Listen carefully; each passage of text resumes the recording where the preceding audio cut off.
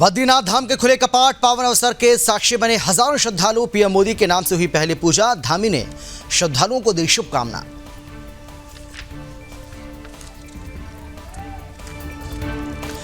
Cabinet मंत्री का सरयू तट पर हुआ अंतिम संस्कार, सीएम धामी सहित कई नेताओं ने दी अंतिम श्रद्धांजलि। बागेश्वर जनपद में प्रदेश सरकार के कार्यालय रहे बंद, प्रदेश में 3 दिन का राजकीय शोक किया गया घोषित।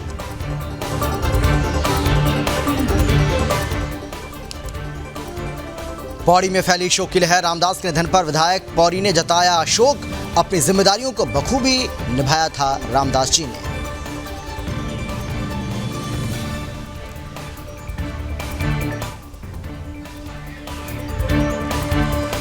जोशीमठ आपदा सरकार के लिए बनी बड़ी चुनौती, जोशीमठ में केंद्र से आई टीम ने पूरा कर लिया सर्वे, प्रशासन ने प्रभावित लोगों के रखे हैं 2 विकल्प, फैब्रिकेट मकान और मिलेगा मुआवजा।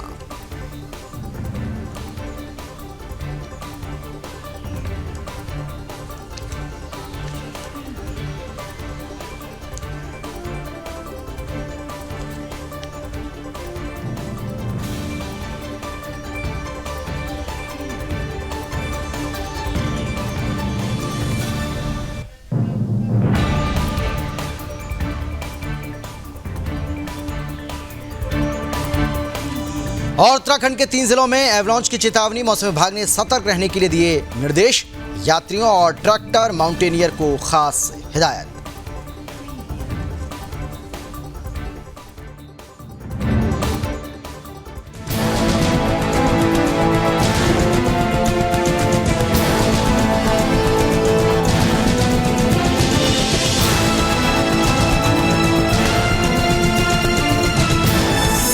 आप देख रहे हैं सुदर्शन न्यूज। नमस्कार, आप देख रहे हैं सुदर्शन न्यूज और मैं हूं आपके साथ अमित शर्मा। और चलिए सीधे आपको लिए चलते हैं आगरा, जहां सीएम योगी कुछ बोल रहे हैं। सिस्टम लागू हो चुका है, ये पुलिस रिफॉर्म का हिस्सा है। बेहतरीन और सुरक्षित पुलिस निवेश की गारंटी है। अभी हाल ही में आपने देखा होगा ग्लोबल इन्वेस्टर समिट हुआ यूपी में, 35 लाख करोड़ रुपए का निवेश का प्रस्ताव प्राप्त हुआ। 35 लाख करोड़ का मतलब 1 करोड़ नौजवानों को सीधे 1 करोड़ नौजवानों को सीधे नौकरी की गारंटी। 1 करोड़ उत्तर प्रदेश के नौजवानों को नौकरी की गारंटी। ये इसलिए हुआ है क्योंकि कानून व्यवस्था सुंदर हुई है। और भाइयों बहनों, आज उसी व्यवस्था के साथ मैं आपसे कहने के लिए आया हूं। आज तो प्रधानमंत्री आवास योजना की जब बात होती है तो केवल शहरी क्षेत्र में 40,286 गरीबों को आगरा के अंदर प्रधानमंत्री आवास योजना का लाभ मिला है। 40,286। नगरीय क्षेत्र में हर परिवार को 2.5 लाख रुपए दिए गए। याद करिए, 17 के पहले गरीब के घर में और व्यापारी के घर में जबरदस्ती पार्टी विशेष के लोग कब्जा कर लेते थे। आज कब्जा करने वाले चले गए। आज तो डबल इंजन की सरकार है तो हर गरीब को मकान का पैसा मिल रहा है।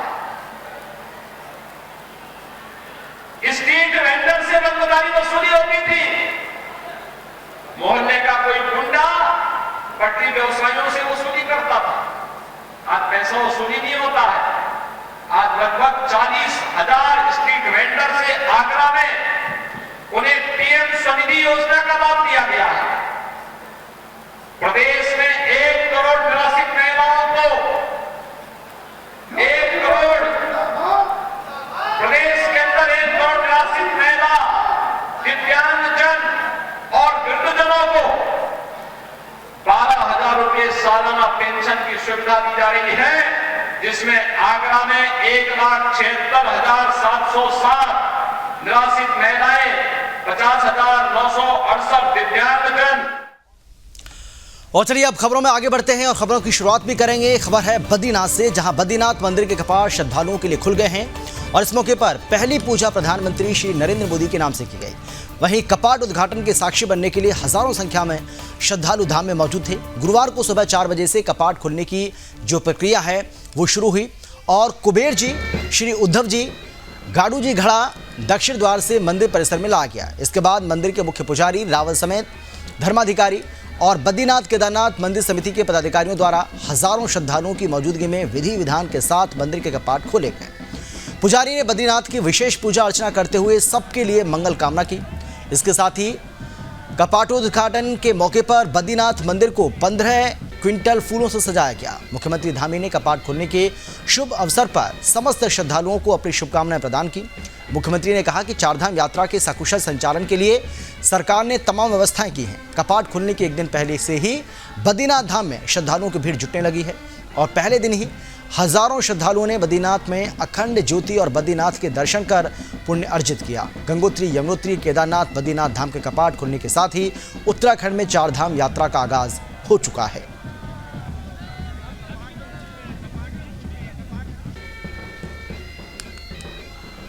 बद्रीनाथ पर खुले हैं, बहुत अच्छे लगे। आज भगवान बद्री साहब फूल बरस रहे हैं, ये असली फूल ये है जो ऊपर से बरस रहा है।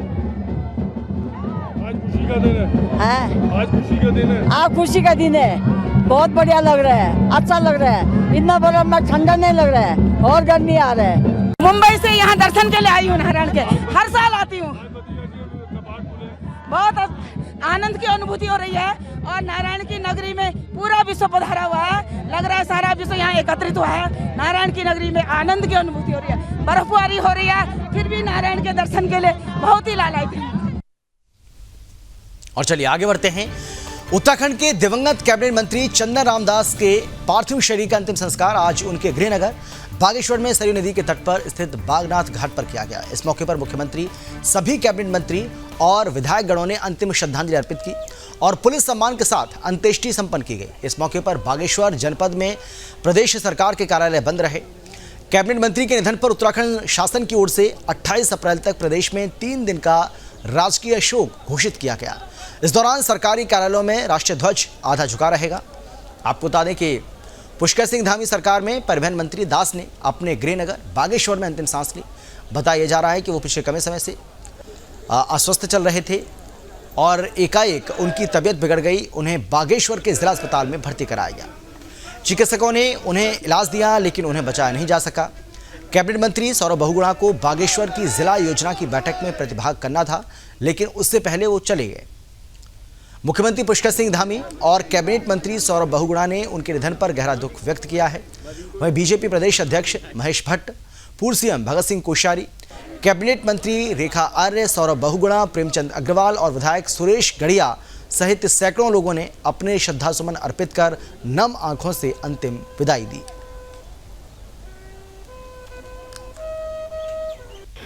कहने के लिए तो वैसे कोई शब्द ही नहीं है। बहुत ही अपने आप में एक अचंभित करने वाली घटना है। हम लोग 25 तारीख को एक ही मंच पे एक ही साथ थे। हमारे मध्य में बड़ा अच्छा संवाद भी हुआ। उनके स्वास्थ्य के बारे में मैंने जानकारी भी ली।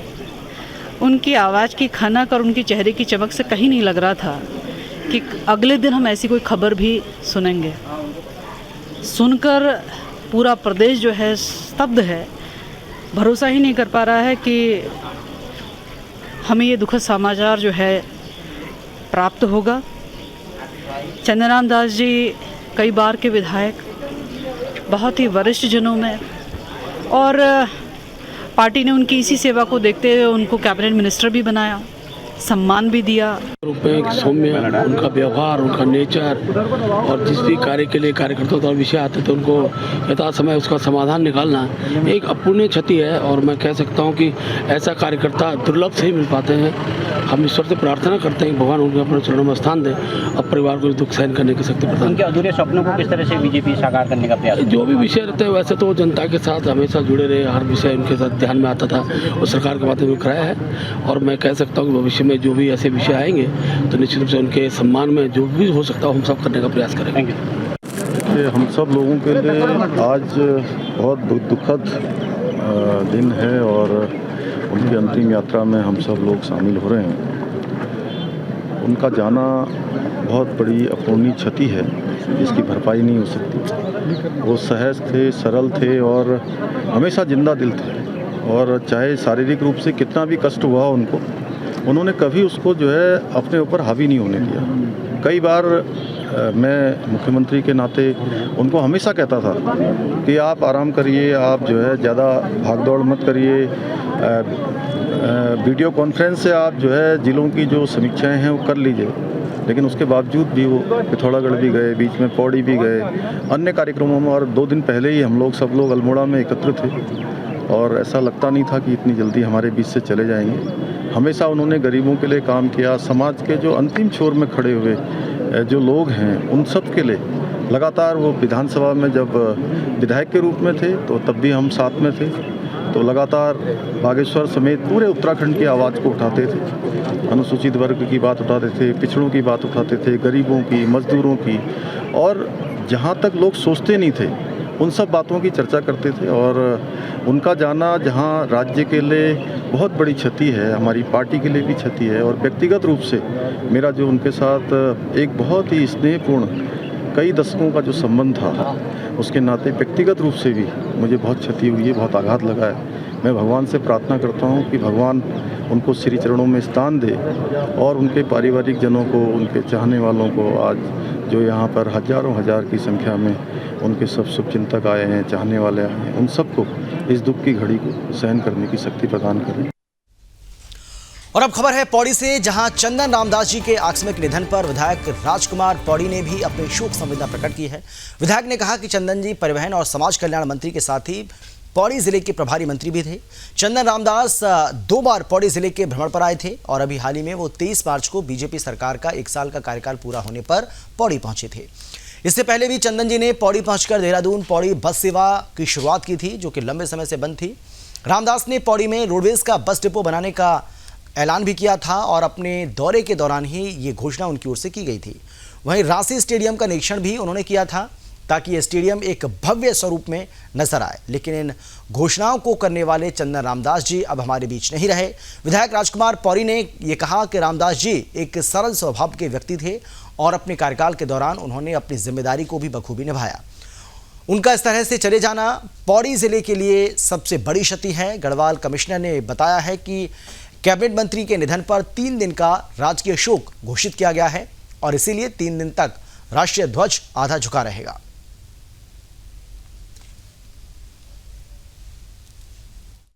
बहुत ही दुखद समाचार सुनने को मिला है कि श्रीमान चंदन राम दास जी, जो माननीय कैबिनेट मंत्री थे हमारी उत्तराखंड सरकार में, और एक बहुत सरल सज्जन व्यक्ति थे, सरल स्वभाव के व्यक्ति थे और बड़े विद्वान व्यक्ति भी थे, जिन्होंने कि अपने विभागों में बहुत अच्छा कार्य किया, अच्छा प्रदर्शन किया पूरे प्रदेश में, और हम लोगों को भी उनका मार्गदर्शन मिलता रहता था।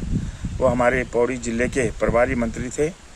2 बार वो पौड़ी आए, तो अच्छा उनके साथ जो हमारा समय बीता है, मुझे उनका व्यवहार और उनका जो चरित्र देखने को मिला, बहुत अच्छा स्वभाव उनका था। हमको भी उनका बार बार मार्गदर्शन मिलता रहता था। मैं इस अवसर पर ईश्वर से प्रार्थना करता हूँ कि ऐसी दिव्य आत्मा को अपने चरणों में स्थान देंगे, और वास्तव में प्रदेश के लिए बहुत अपूर्णीय क्षति है ऐसा व्यक्ति पाना। बहुत सालों से भारतीय जनता पार्टी की उन्होंने सेवा की, बहुत अनेक पदों पर उन्होंने कार्य किया है।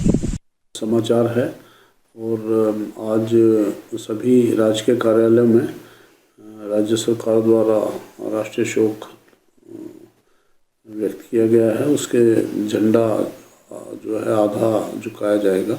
इसके अलावा आज के दिन कार्यालय में अवकाश भी बंद रहेंगे, ऐसा निर्देश भी दिया गया है। तो ये बहुत दुखद समाचार है। 3 दिन का राष्ट्रीय शोक भी घोषित किया गया है। बागेश्वर से एक खबर आपको बताते हैं, जहां कैबिनेट मंत्री चंदन रामदास की आकस्मिक निधन पर कैबिनेट मंत्री सौरभ बहुगुणा ने शोक व्यक्त करते हुए उत्तराखंड की इसको क्षति बताया। कैबिनेट मंत्री का कहना है कि कल हम दोनों हिमंती नंदन बहुगुणा के 114वें कार्यक्रम में अल्मोड़ा जिले में साथ थे और चंदन जी ने मुझे आशीर्वाद भी दिया था। चंदन जी बहुत ही अनुभवी नेता थे, जमीन से जुड़े हुए नेता थे, पहाड़ की समस्याओं का उन्हें पता था और जब भी उनके साथ बैठते थे पहाड़ की समस्याओं पर चर्चा होती थी। वो पहाड़ के लिए सदा चिंतित भी रहते थे। एक ऐसा नेता जो पर्वतीय जिले के विकास के बारे में सोचता था। अब ऐसा नेता हमने खो दिया है।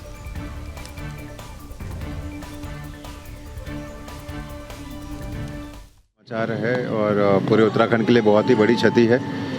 कल हम साथ थे मंच पर, दादाजी की 104वीं जयंती पर वो आए थे। उन्होंने मुझे अपना आशीर्वाद भी दिया, वहाँ पर हमारे साथ प्रोग्राम में रहे।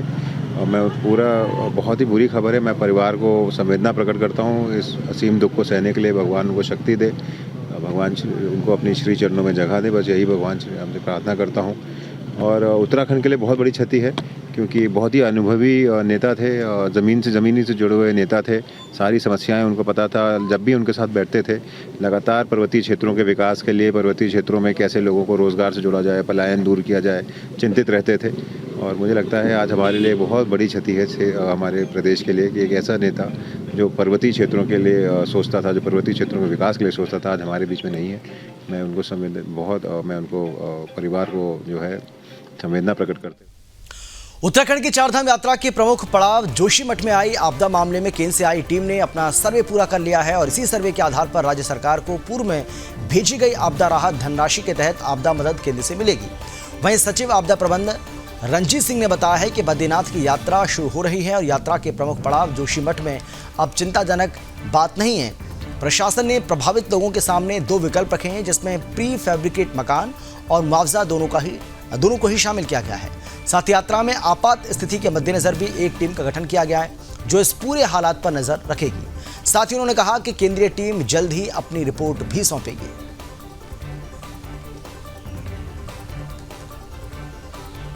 एक ज्वाइंट टीम थी, इसमें भारत सरकार एनडीएमए के लोग थे और हमारे उत्तराखंड के भी टीम थी।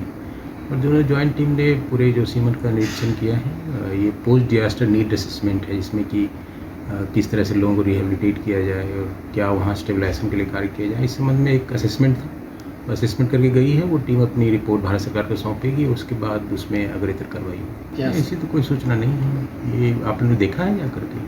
इसमें ये है कि वहाँ से लगातार हमारी रिपोर्ट आती है, रिपोर्ट में ऐसी कोई एडिशनल नए दरारों की कोई सूचना नहीं है। केंद्रीय टीम कब तक ये रिपोर्ट देगी सर? इसमें तो टीम रिपोर्ट बनाएगी, इसमें आई कांट से, मतलब कैसे हम कर सकते हैं, क्या असेसमेंट है, क्या एनालिसिस कर रही है टीम, जल्द ही सौंपेगी, उम्मीद कर रहे हैं जल्द ही सौंपेगी।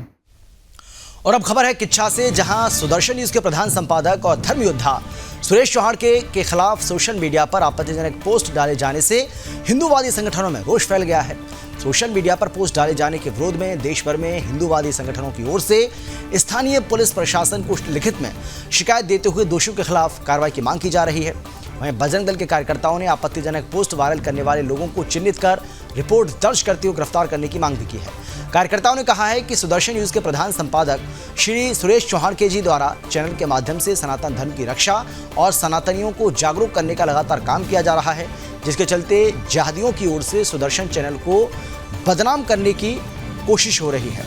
कार्यकर्ताओं ने यह भी कहा कि जिहादियों को किसी भी कीमत पर कामयाब नहीं होने दिया जाएगा और जिहादियों को मुंहतोड़ जवाब भी दिया जाएगा। हिंदूवादी संगठनों के तमाम कार्यकर्ताओं ने कोतवाली पहुंचकर लिखित शिकायत दर्ज करते हुए दोषियों के खिलाफ कार्रवाई की मांग करते हुए आंदोलन की चेतावनी दी। जिहादी लोग हैं, उन्होंने सनातन धर्म के हमारे प्रसिद्ध संपादक हैं अपना सुरेश चौहान के जी, सुदर्शन चैनल न्यूज के संपादक हैं, उनके खिलाफ कुछ जिहादियों ने आपत्तिजनक बातें कही हैं, उसको हम बर्दाश्त नहीं करेंगे। इसीलिए हम लिखित में रिपोर्ट दर्ज देने आए थे यहाँ पे किच्छा थाना में। अगर हमारी रिपोर्ट ये दर्ज नहीं करेंगे तो हम पूरे भारतवर्ष में उग्र आंदोलन करेंगे और ये चीज़ें बर्दाश्त नहीं की जाएंगी। ये कुछ जिहादी हमारे सनातन धर्म को बर्बाद करने में लगे हुए हैं, हम ये चीज़ें बर्दाश्त बिल्कुल नहीं कर पाएंगे। जय श्री राम। खबर है देहरादून से, जहां चारधाम यात्रा में रविवार को एक बड़ी दुर्घटना हो गई, जिसमें यूकाडा के वित्त नियंत्रक की दुर्भाग्यपूर्ण तरीके से मौत हो गई। इस घटना के 3 दिन के बाद भी ये पता नहीं लग पाया कि घटना के पीछे लापरवाही किसकी थी। इस मामले की जांच में जुटी डीजीसीए की टीम घटना के समय हेलीपैड पर मौजूद कर्मचारियों से पूछताछ कर रही है। इस घटना के बाद उत्तराखंड नागरिक उड्डयन विकास प्राधिकरण के सचिव दिलीप जावलकर का कहना है कि हवाई जहाज में यात्रा के दौरान यात्रियों की सुरक्षा के लिए हर सीट पर सुरक्षा गार्ड रखी जाती है, जिससे यात्री सुरक्षा मानकों के प्रति जागरूक होता है। इस तरह केदारनाथ में जिन कंपनियों को हेली सर्विस का जिम्मा सौंपा गया है उन्हें भी हेलीकॉप्टर के अंदर सभी इंतजाम करने के निर्देश दिए गए हैं। दिलीप जावलकर ने कहा है कि फिलहाल मामले की जांच DGCA कर रही है और इसी वजह से क्रिस्टल एविएशन कंपनी को अभी भारत सरकार से हेली सर्विस शुरू करने की मंजूरी नहीं दी गई है, जबकि इस कंपनी से टिकट कराने वाले श्रद्धालुओं को अन्य कंपनियों के सहयोग से दर्शन कराने के निर्देश भी दिए गए। हालांकि सचिव दिलीप जावलकर ने भी अभी तक क्रिस्टल एविएशन कंपनी पर किसी भी तरह की लापरवाही बरतने की बात नहीं कही है। इस संदर्भ में पूरा देखिए व्यवस्थाएं जो दी गई है DGCA के मानक उसके बारे में बिल्कुल स्पष्ट है और उनका उसको सुनिश्चित करना संबंधित पायलट की मुख्यतः जिम्मेदारी होती है और जो इंफ्रास्ट्रक्चर बनाया जाता है उसके बारे में उस कंपनी की जिम्मेदारी होती है। तो अंतिमतः ये कॉल लेना होता है पायलट को कि वो कौन सी कंडीशंस में पाता है कि वो फ्लाइंग उसके लिए सेफ है, क्योंकि ये भी हमें समझना होगा कि जब वो अगर कोई किसी प्रकार के अगर रिस्क ले रहा है तो वो उसकी भी जीवन के लिए एक रिस्क होती है, क्योंकि वो खुद ही हेलीकॉप्टर चलाता रहता है।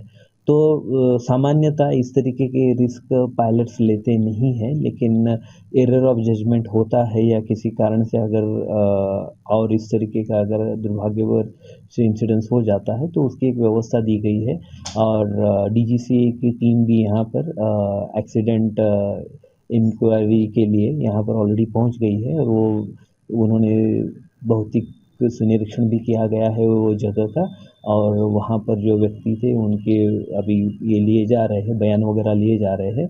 उसके भी जो भी अंतिम निष्कर्ष पर से आएंगे उसके हिसाब से कंपनियों पे अगर कोई जिम्मेदारी है तो वो बनेगी, उस तरीके से किए जाएंगे। उकाड़ा के लिए अगर कोई उसमें गाइडलाइंस मिलती है या कोई गाइडेंस मिल जाता है तो वो हम लोग तत्परता से पूर्ण करें। और अब खबर है मसूरी से, जहां राष्ट्रीय सुरक्षा सलाहकार अजीत डोभाल बुधवार की शाम को लाल बहादुर शास्त्री प्रशासनिक अकादमी पहुंचे, जहां मसूरी अकादमी के डायरेक्टर श्रीनिवास ने उनका स्वागत किया। वहीं अजीत डोभाल के दौरे को लेकर सुरक्षा के कड़े इंतजाम किए गए थे। देहरादून SSP दिलीप कुंवर और ADM प्रशासन रामजी ने सुरक्षा को लेकर मोर्चा संभाला हुआ था। राष्ट्रीय सुरक्षा सलाहकार के दौरे को लेकर सभी उच्च अधिकारियों ने मसूरी में डेरा डाल रखा है। लाल बहादुर शास्त्री के चप्पे चप्पे पर पुलिस बल तैनात किए गए हैं। सूत्रों के अनुसार राष्ट्रीय सुरक्षा सलाहकार अजीत डोभाल एक दिवसीय कार्यक्रम में शिरकत करने मसूरी के लाल बहादुर शास्त्री प्रशासनिक अकादमी पहुंचे और सुरक्षा के मद्देनजर अजीत डोभाल के दौरे को गोपनीय भी रखा गया था।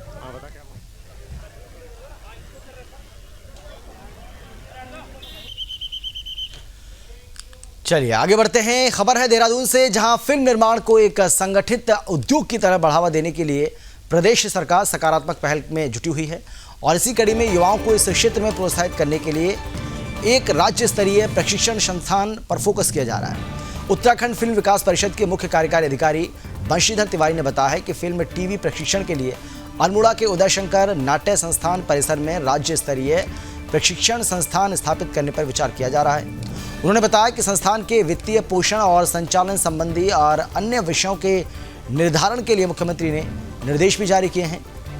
कार्य के क्रियान्वयन हेतु एक विशेषज्ञ समिति का गठन कर लिया जाए। वहीं मुख्यमंत्री पुष्कर सिंह धामी ने उत्तराखंड में FTII पुणे की तरह फिल्म टीवी कंटेंट निर्माण प्रशिक्षण के लिए एक उच्च स्तरीय संस्थान की स्थापना के भी निर्देश जारी किए हैं।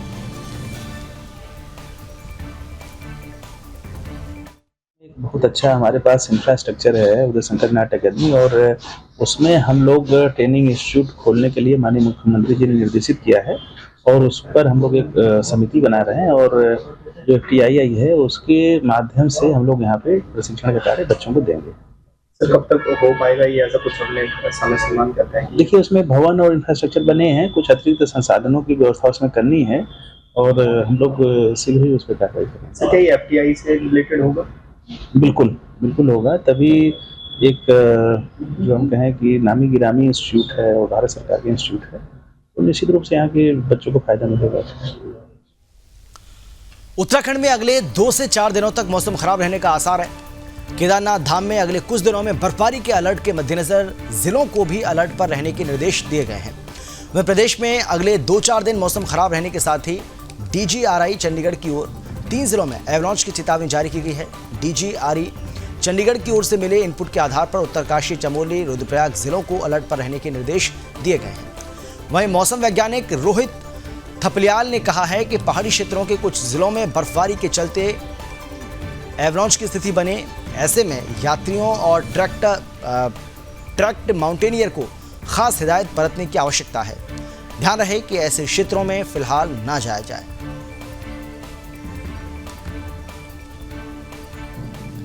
तो जिस तरीके से मैं आपको बताया कि उत्तराखंड के 3 जिलों में एवलांच की चेतावनी जारी की गई है, मौसम विभाग ने सतर्क रहने के निर्देश लोगों को दिए गए हैं। हरिद्वार की बात करते हैं, जहां अस्पताल संचालक और कर्मचारियों को पड़ोस में ही रहने वाले बुजुर्ग चिकित्सकों से मामूली कहासुनी को लेकर विवाद हो गया और बात मारपीट तक जा पहुंची। इस मारपीट का एक वीडियो भी वायरल हो रहा है।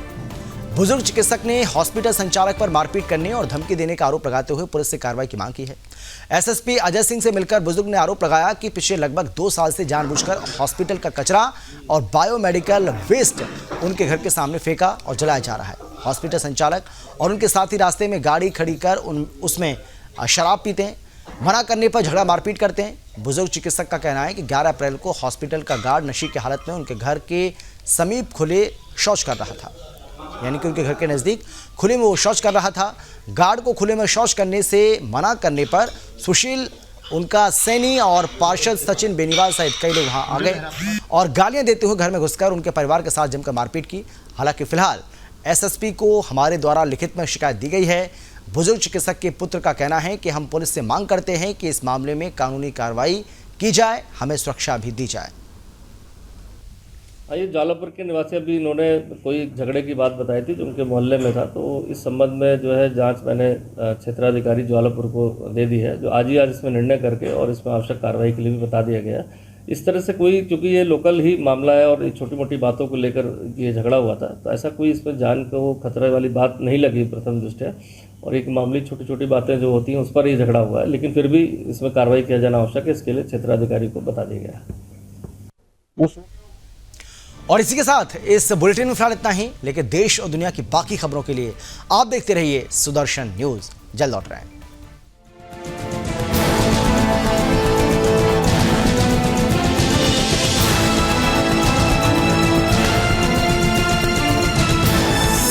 आप देख रहे हैं सुदर्शन न्यूज।